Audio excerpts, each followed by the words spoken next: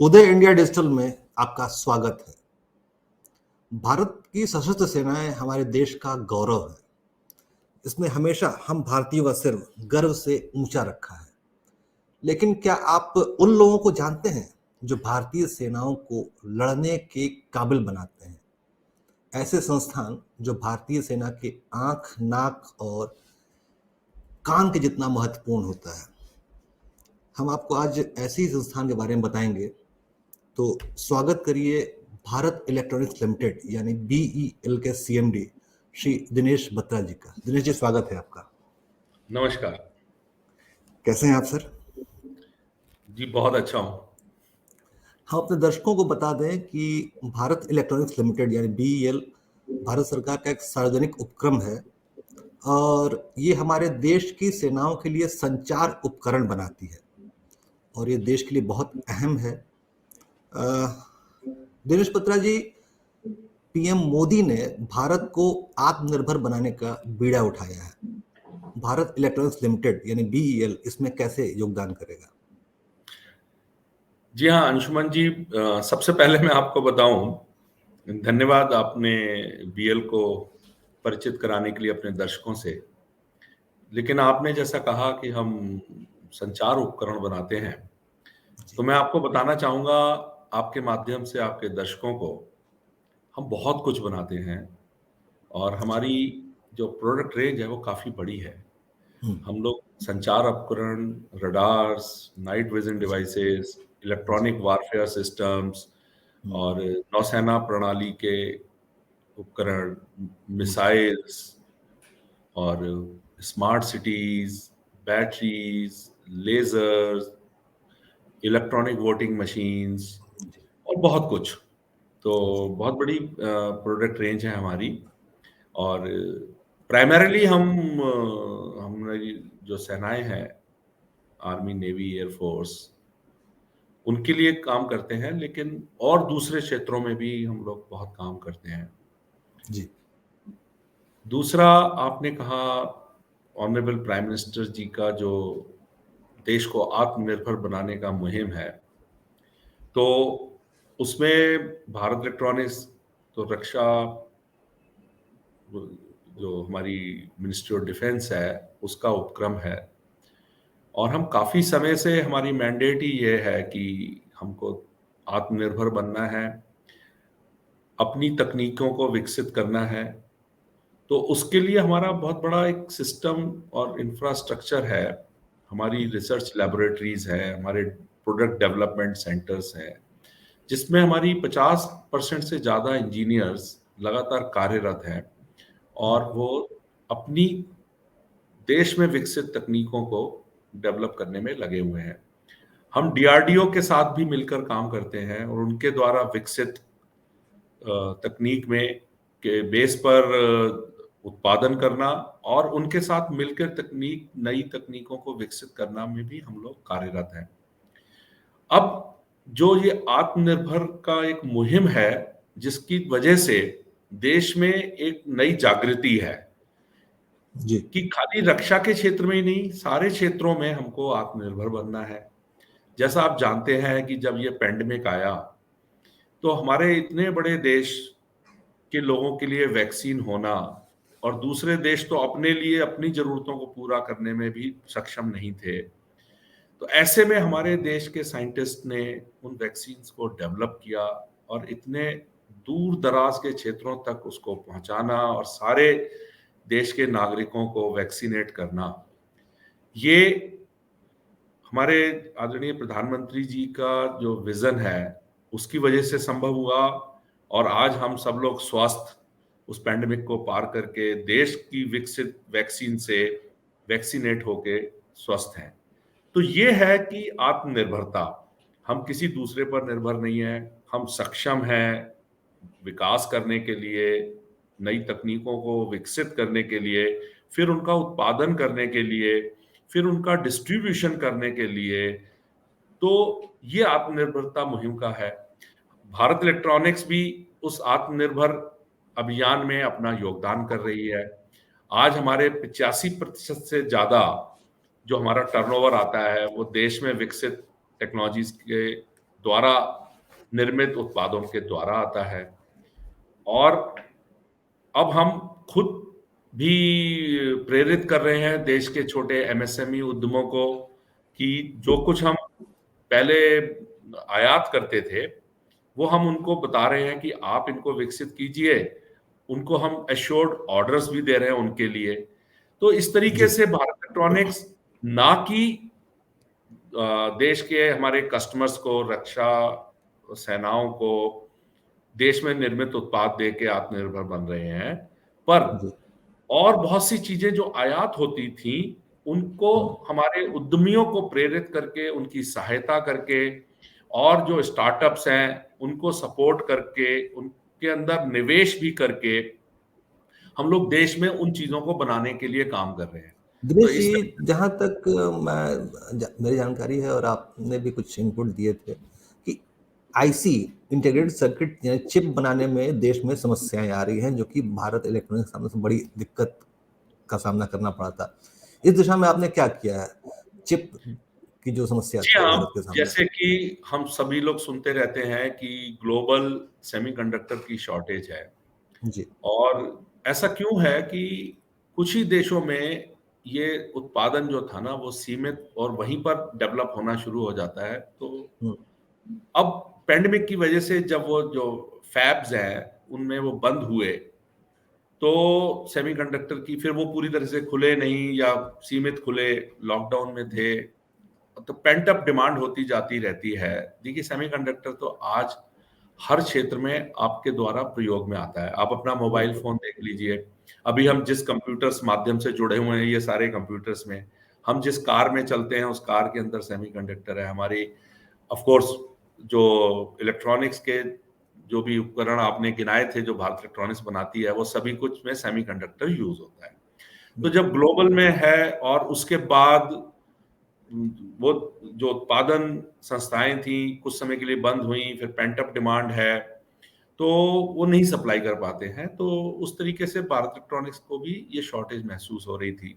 लेकिन अब हमने जो चीज अवेलेबल है कुछ अपने डिजाइन में चेंज करके, कुछ जिस सप्लायर से लेते थे उन सप्लायर की जगह दूसरे सप्लायर्स पे जाके अब हमने इसके ऊपर पार पा लिया है। और हमारे जो हम्म, इस साल के हमारे लक्ष्य हैं वो, उसके लिए हमारे पास सारी सेमीकंडक्टर्स हैं और सब कुछ है, कोई प्रॉब्लम नहीं है।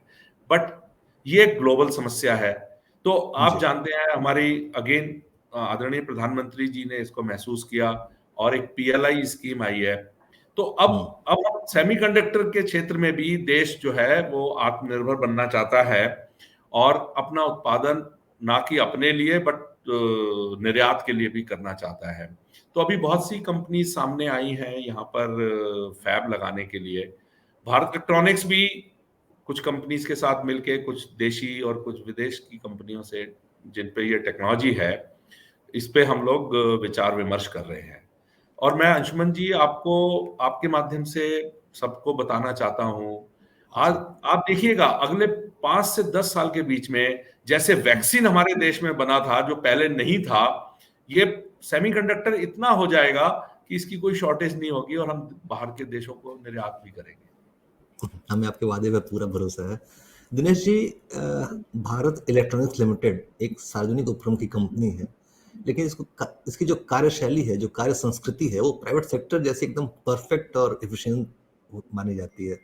ये कार्य संस्कृति का बदलाव आपने कैसे अपने संस्थान में इसको एग्जीक्यूट कराया? ये बहुत आश्चर्य की बात है। ये कैसे किया आपने ये चमत्कार? नहीं, मैं ये कहूँगा कि जो एक कल्चर होती है वो एक दिन में डेवलप नहीं होती।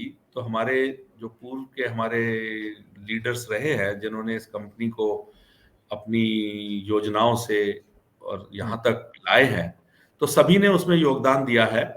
और ऑफ कोर्स जब से मैंने ये संभाला, पिछले 2 साल पहले मेरे को डायरेक्टर फाइनेंस नियुक्त किया गया था, तो जी। हम एक चेतना लेके आए हैं कि जो भी काम है तेजी से करना है। और मैं आजकल सबको ये कहता हूं कि हमको चीता स्पीड से करना है और अपने स्टेक होल्डर्स के उनके जो इंटरेस्ट हैं we have to take care of that. जिन्होंने हमारे पे भरोसा किया है, कुछ ने निवेश किया है, कुछ हमको ऑर्डर्स देते हैं, कुछ हमें सप्लाई करते हैं, और सबसे बड़े स्टेक होल्डर हमारे हमारे एम्प्लॉयज हैं। तो अच्छा। उन्हीं की हम्म, शक्ति से हम लोग बाकी लोगों की जो हमारे से अपेक्षाएं हैं वो हम पूरी करते हैं। तो इन सब स्टेक होल्डर्स के इंटरेस्ट को हमें करना है, उनके बिना मांगे वो चीजें जो उन्होंने कहा भी नहीं है, जैसे इंग्लिश में कहते हैं कि उनकी एक्सप्लिसिट एंड इम्प्लिसिट रिक्वायरमेंट्स, जो परोक्ष रूप में कह रहे हैं और जो नहीं कह रहे हैं, हमें एक समझना है और उनको पूरा करना है। तो ये मैंने लाने की कोशिश की है अपनी ऑर्गेनाइजेशन में। बट मैं ये बड़ी विनम्रता के साथ कहना चाहूंगा कि ऐसा नहीं है कि ये मेरे ही किया हुआ है। इसी कंपनी में 38 सालों में हम डेवलप हुए हैं, तो जो पुराने हमारे लीडर्स थे उन्होंने हम लोगों को डेवलप किया है, ये सिखाया है और यहाँ तक हम लोग आए हैं। हाँ, आज मैं ये कह सकता हूं कि हम लोग प्राइवेट कंपनी से भी ज्यादा शक्ति से और हम लगे हुए हैं और इस कंपनी को और आगे ले जाना चाहते हैं। और यदि आप पे समय है तो मैं आपको बताना चाहूंगा कि जरूर। देखिए, हम लोग इन 2 सालों में इस कंपनी की वैल्यूएशन 24,000 करोड़ का था और आज लोगों का विश्वास हम में इतना बड़ा है कि हमारी कंपनी का वैल्यूएशन 80,000 करोड़ का हो गया। तो यानी कि अच्छा, जिन निवेशकों का पैसा लगा था वो 3 गुना बढ़ गया 3 गुने से और ज्यादा, 25 से 75 गुना 80 से करोड़ ज्यादा बढ़ गया। लेकिन जी। शेयर मार्केट है, ऊपर नीचे होती रहती है, तो मैं एवरेजिंग जो मैं बोल रहा हूँ कि 3 गुना बढ़ गया। और हम्म, हम जो प्रॉस्पेरिटी आई, हमने उसको लोगों के साथ बांटा। हमने बहुत आगे बढ़ के डिविडेंड दिया। अभी हमने 2:1, यानी कि जिन पे 1 शेयर था उनको 2 शेयर्स का बोनस दिया। तो अच्छा। इससे लोगों का भरोसा हमारे पे बढ़ रहा है। और ये ऐसा नहीं है कि ये ऐसे ही हो गया। हम लोग 15% से ग्रो कर रहे हैं हमारे टर्नओवर में। इतना कंपटीशन आ रहा है इस रक्षा क्षेत्र में, जैसा कि आप जानते हैं FDI is 100% open with government approval and 74% automatic route. तो बहुत कंपनियां आ रही हैं जो इस आत्मनिर्भर अभियान का हिस्सा बनना चाहती हैं। तो ऐसे हम्म, में हमको बिजनेस करना है उन लोगों के साथ प्रतिस्पर्धा करते हुए, उसमें अपने प्रॉफिट्स मेंटेन करने हैं। तो हम उसमें कामयाब रहे, तो वो देखा है लोगों ने और अपना भरोसा हमने जगाया है। तो धन्यवाद, आपने ये मौका दिया ये शेयर करने का लोगों के साथ। बत्रा साहब, आपने डायरेक्टर फाइनेंस के पद पे काम किया और अब आप सीएमडी हैं, पूरा संस्थान आपके हाथ में है। जी हाँ। आपके आने के बाद बीएल के शेयरों में काफी उछाल देखा गया, डिविडेंड बढ़ गया, डिविडेंड बांटा आपने। ये इसके पीछे क्या राज है? इसको कैसे किया आपने? इसे बताएं इसमें दर्शकों को। बहुत सिंपल है। हम्म, एक तो हम ओपन हुए कि लोगों हम्म, को जानना चाहिए हम क्या हैं। तो जो निवेशक थे, एनालिस्ट हैं, इन्वेस्टर्स, बिग इन्वेस्टर्स हैं, उनके साथ हमारी कॉन्फ्रेंस होती है, तो हमने अपनी योजनाओं को साझा किया। फिर उन्होंने हम्म, देखा कि खाली ये टॉक नहीं है, वो चीजें जो हमने कही वो हुई। इन 2 सालों में उनका भरोसा हमारे पर बढ़ा। और हम्म, मैं, जैसे एक और मेरा मंत्रा है कि डू व्हाट यू से।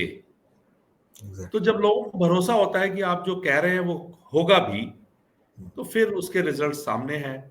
तो उन्होंने, जब मैं, सरकार ने मेरे को बहुत सीमित समय के लिए दिया है, सीएमडी का पदभार दिया, तो उन्होंने हम्म, फिर शेयर में एक उछाल आया। उन्होंने कहा अब ये इस पोस्ट पे हैं, पद पे हैं, तो अपनी योजनाओं को और जोर से पूरा कर पाएंगे।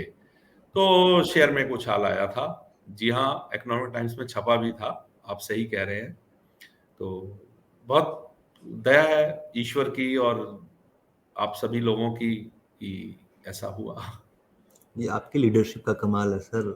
आप विनम्र भाव से आपसे स्वीकार नहीं कर रहे हैं, लेकिन आपकी लीडरशिप जो है वो चमत्कारी है, इसमें कोई संदेह नहीं है। आ, इस बार का डिफेंस एक्सपो गांधीनगर में शुरू होने वाला है। जी बीएल की हाँ, तरफ से क्या खास तैयारियां हैं? बीएल बड़ी जोर शोर से हिस्सा ले रही है। और क्योंकि हम रक्षा मंत्रालय संस्थान के पार्ट भी हैं, तो काफी हमें दिया गया है काम इसको सफल बनाने के लिए। ऑफ कोर्स हमारे सारे जो उत्पाद है, हमारे जो एसबीयूज हैं, बढ़ चढ़ के इसमें हिस्सा ले रहे हैं। और कई चीजों का हम वहां पर लॉन्च भी करेंगे, देश में विकसित चीजों का। मैं अभी से नहीं बोलूंगा, जिससे कि वो वहां पर आप देखेंगे। और जी। काफी अच्छी तरह से हमारी हिस्सेदारी है। और मैं, अंशुमन जी, आपसे साझा करना चाहूंगा, अभी जी। विगत में कुछ दिन पहले हमको इकोनॉमिक टाइम्स का आइकॉनिक ब्रांड ऑफ इंडिया का अवार्ड मिला है। अच्छा। तो ये बीएल के लिए बहुत बड़ी बात है कि सारे जो प्राइवेट सेक्टर्स के ब्रांड के बीच में हम पब्लिक सेक्टर को एक आइकॉनिक ब्रांड की तरह से स्वीकार किया गया और अवार्ड दिया गया। अब मैं आपको बताना चाहूंगा कि ये हमारा ब्रांड है क्या। हमारा ब्रांड है, it brings dependability, trust, reliability, always with the customer. तो उसको एक ब्रांड बना है बीएल पिछले 70 सालों में। तो मैं जैसे कहता हूं कि हमारे कस्टमर फील करते हैं कि बेल को दिया तो हो गया। और इसकी मैं आपको बताना चाहूंगा कि जब वेंटिलेटर देश में पेंडेमिक आया, वेंटिलेटर्स नहीं थे, तो सरकार ने हमको ये जिम्मेदारी दी कि 30,000 वेंटिलेटर आईसीयू ग्रेड के आपको 5 महीने में बनाने हैं। और वो हमारी जो मैनेजमेंट थी, उन्होंने फ्रंट से लड़ते हुए सारी समस्याओं के बावजूद, जब दुनिया में लॉकडाउन था, सप्लाई चेन डिसरप्टेड थी, हम लोगों ने वो 5 से 6 महीने में ना कि वेंटिलेटर बनाए, पर देश के सुदूर क्षेत्रों तक उन हॉस्पिटल्स में उनको पहुंचाया। तो ये भरोसा है बीएल पे, सरकार का और हमारे स्टेक होल्डर्स का, और इसको हम पूरा करने में लगे हुए हैं। हमारे ब्रांड का प्रॉमिस है, जो हमारे थीम सॉन्ग में भी आता है कि धरती जल हो या आकाश, वीर जवानों के साथ खड़े हरदम। तो उनकी बिल्कुल। जो जरूरतें हैं, वो संचार के उपकरण हो, दूरदृष्टि के उपकरण हो, रात में देखने के उपकरण हो, अपनी रक्षा करने के उपकरण हो, वो सब हम उनको बनाते हैं, देते हैं। तो डेफ एक्सपो में यही सब कुछ आपको देखने को मिलेगा बीएल का। जी। एक आखिरी प्रश्न।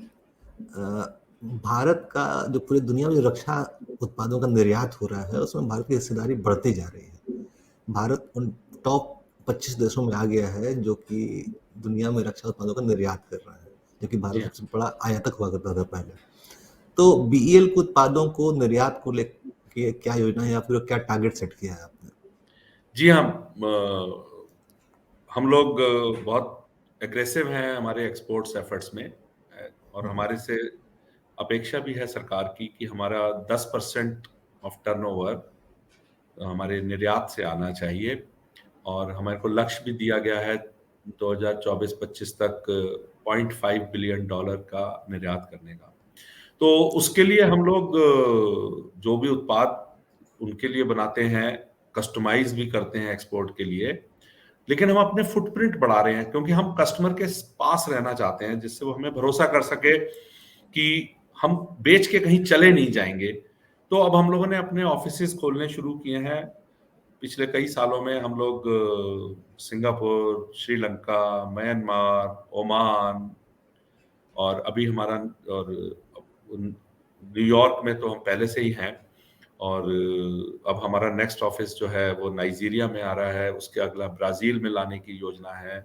तो इन सारे कॉन्टिनेंट्स में, African continent, Latin American and south east Asian countries and south Asian countries, तो वहां हम उनके नजदीक पहुंच रहे हैं अपने ऑफिस खोल के, जिससे उनकी जरूरतों को सही तरह से समझ के उनको पूरा कर सकें।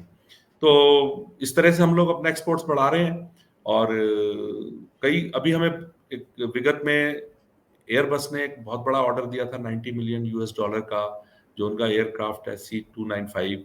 उसमें हमारे radar warning receiver and missile approach warning receivers, वो हमारे इक्विपमेंट को लगा के तब हम देश को वो एक्सपोर्ट करेंगे। इस तरह से काफी हम लोग कोस्टल सर्वेलेंस सिस्टम्स हैं और बहुत हाई तकनीक से बनाए हुए टीआरजी मॉड्यूल्स हैं जो हम लोग निर्यात कर रहे हैं। और अब एफर्ट्स पूरे जारी हैं हमारे लक्ष्य को पाने के लिए, $0.5 बिलियन बाय 2024-25। मैं उम्मीद करता हूं कि आप अपने लक्ष्य, जो सरकार ने लक्ष्य दिया है आपको, आप न केवल उसको अचीव करेंगे बल्कि उससे बेहतर काम करके दिखाएंगे।